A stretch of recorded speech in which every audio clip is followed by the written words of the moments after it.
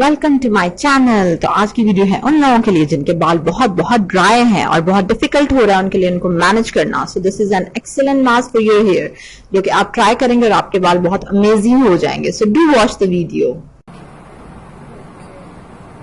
Larger than life.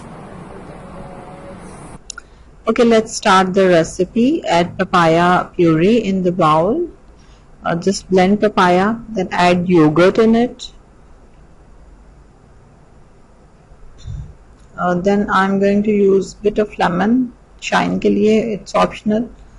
अगर आप नहीं यूज करना चाहते तो ना करें. Just mix it up, blend it well. अच्छे से blend करें और फिर आप इसको अपने बालों में अप्लाई कर लें. अप्लाई इन द स्कैल्प में भी अप्लाई करें, रूट्स में भी, और सारे बालों में अच्छे से लगा लें. अगर आपके बाल थोड़े लेंदी हैं तो क्वांटिटी इसकी इंक्रीज कर लें.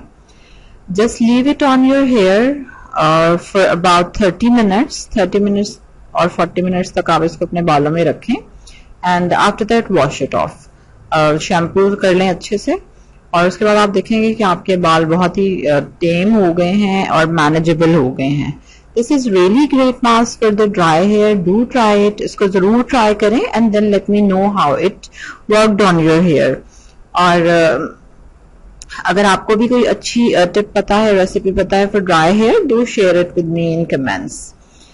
Now if you like my video, please click on the like button and do subscribe my channel.